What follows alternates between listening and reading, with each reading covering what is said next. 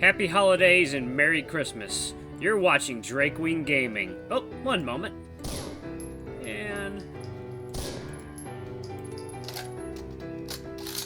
enjoy the video. Hey guys and gals, Never here from Drakewing Gaming. As some of you know, I'm on Twitter, the Gaming Dragon. Today I'm coming back at you into the Let's Play episode of Moonlight Castle, Ryan's Path. So y'all, before we jump into it, just wanted to say that I wish y'all a very, very Merry Christmas. I mean, this is the day before Christmas. But anyway, y'all, Merry Christmas and Happy Holidays. I hope you have a wonderful holiday season with your friends and your family and your loved ones. I hope you eat lots of good food, get lots of good presents, and just chill the hell out in life. Because that's what we really all need to do. We really all need to chill a bit more the next year. So let's go ahead and jump right back in, shall we? Alarm chain, you were up, and let's go. Alright, sounds like a safe room. I don't understand. Just thinking out loud. Keep going. Well, it led us towards a dining hall, which was just as dusty and covered in white sheets. I saw the chandeliers there. Yep, that's the room I was looking for. Thank you. I was annoyed by the way he continued to withhold information from me, but it was futile to point it out and have him brush me off like that. Brush me off like before. Then we searched for you, and that's it. It's okay. You were feeling sick that night. I'll be packing your bag accordingly. I can bring my own painkillers, you know. Besides, I doubt it will happen again. He said nothing, but I caught a little snort which infuriated me. Don't fucking jinx it! You're so sensitive. This is completely out of my control. He was right about that, and yet it sounded sarcastic to me. I need to keep working. I'll see you later. I was trying not to be mean to him, so I hurried and closed the call before we reached that part. Something about the way he spoke rubbed me the wrong way. It was getting late, and the moon slowly showed itself through my window. I enjoyed the view. Looking at it felt enchanting, calming my soul with its positive energy. Blake and I related on that matter, at least. I unlocked my phone, looking for new messages by Ryan, but he'd sent none. He'd been offline ever since the previous one. He must have been busy if he couldn't get a moment to get online again or to send me an update. I'd seen him at Russell's then, I'd see him at Russell's then. That was the plan. I was growing uneasy, but I didn't understand why. Ryan wasn't obligated to keep tabs on me. We all have our lives to live, and I was being entitled by demanding his attention when what he gave me was already more than enough. I got myself some water. Being dehydrated was feeding my intrusive thoughts, so I took a good sip and set out. Walking under the moonlight was nice. I found myself staring at the moon multiple times while walking down the road, listening to nature in the background through my headphones.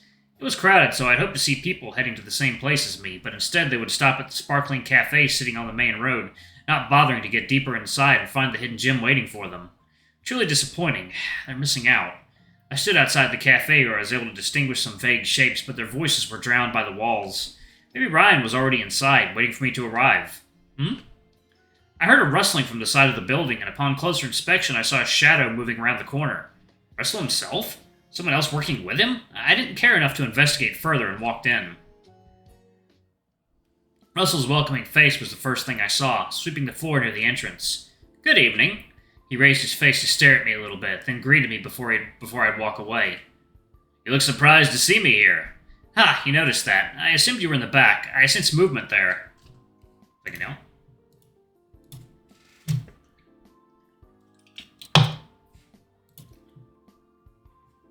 Russell grunted a bit as realization struck him, then dropped the broom he was holding and rushed outside. I see.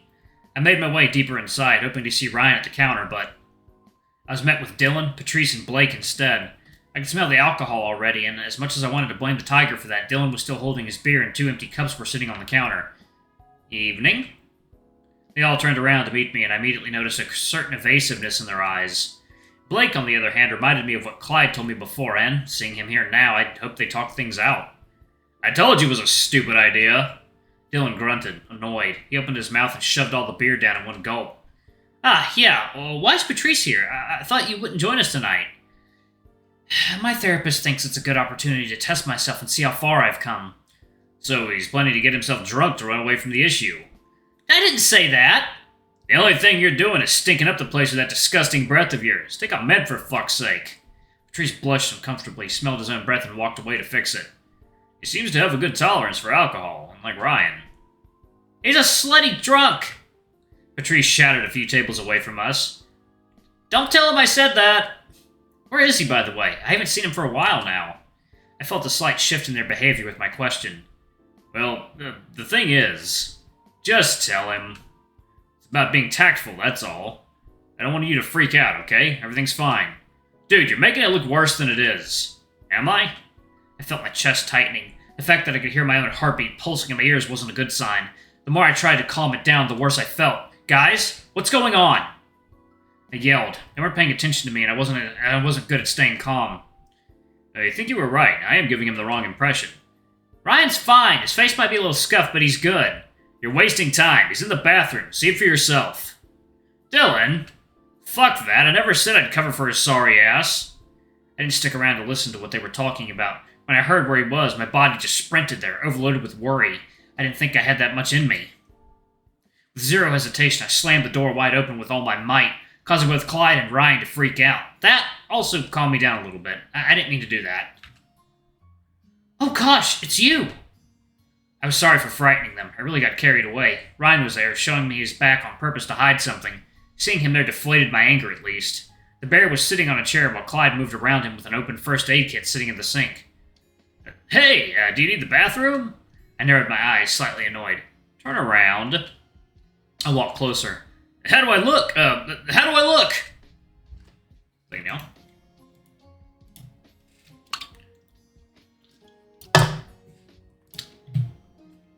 Ryan begged Clyde, allowing me to see only one side of his face. Patrice's comment made more sense now. Stop touching your face. You look fine. I walked around to get a full view of Ryan. Relief was the first emotion I went through. He did look fine, except for a couple bruises and redness in his face. I think that a good rest wouldn't fix. Then after worry left my body, anger creeped in to replace it. See? Nothing to be worried about. Just a little cut, that's all. I raised a brow and turned to the dragon. Surely he wouldn't lie to me like Ryan just did.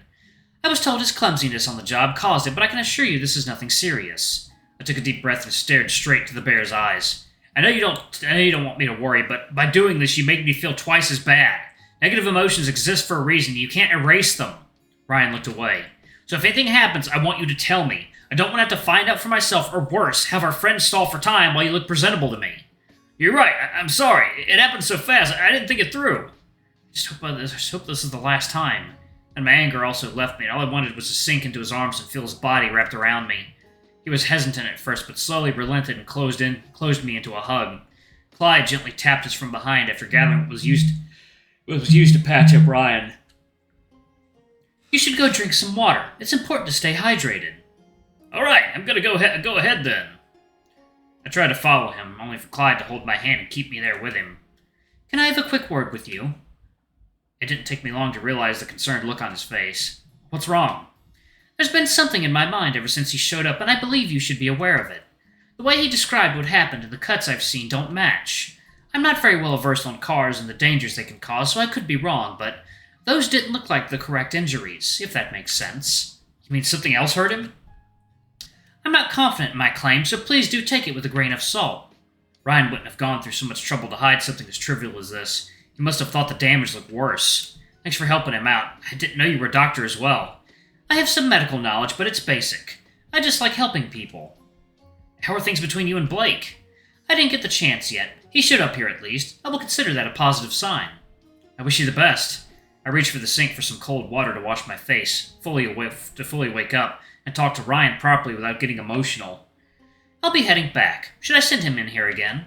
No need. I'll go fetch him myself. I noticed Russell was back, and next to him was Liam, whom I hadn't seen before. They all looked like they were having fun. Good for them. Ryan was sitting on the closest table near the bathroom with Patrice, and the tiger began giggling as I made my way toward them. You sound like you're in trouble.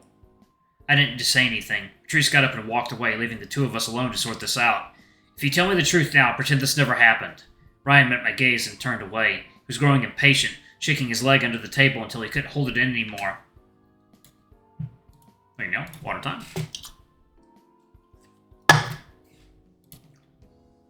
I happened to meet James tonight. A sigh escaped me. I haven't heard that name in a long time. My childhood memories were flooding back into me just by hearing his name. He still lives there, huh?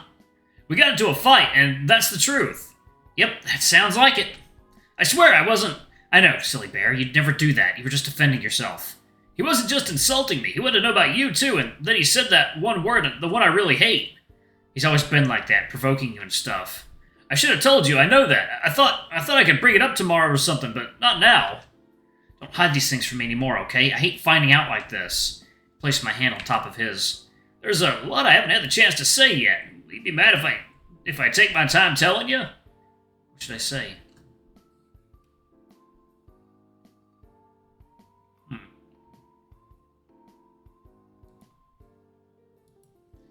Promise me you will. I promise. You're gonna hear it from me. I grabbed my hand and he grabbed my hand and gave it a gentle squeeze. His soft paws were really doing a number on me. Ryan stood up and looked past me, where everyone else was. We should join them. Whenever you're ready. Ryan nodded and led the way. That's it. We took small steps together. I should also do that. About time. I wasn't going to give the same speech twice. I saw you entering the cafe literally 1 minute ago.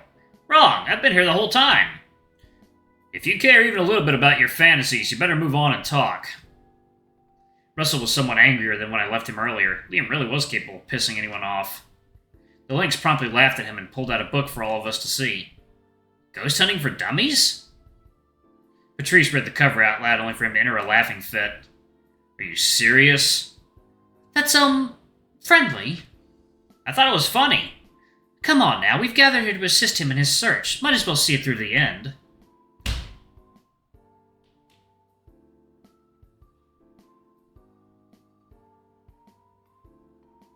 Yeah, I don't know what the hell that was. That was loud. Hey, if this is the level of scary I have to face, I'm all for it. Okay. Okay, let's see what's in here. If it's blank, I'm going to piss my pants. The first 2 pages showed us an unfinished map of the castle with notes and ideas of new possible paths and what we could theoretically see on the way. Ah, look! This is where Ryan and I went. I pointed at the right wing side of the castle and noticed how we all spread out in the general direction, different directions. This is the basement, after the library. Don't go in there, it's dangerous. An indoor greenhouse? What a strange location. Are you sure this is correct? Take it now. I saw it myself. There's no mistake. I will take a guess and say Dylan saw it too. I did. I was the one cutting a path through the vines.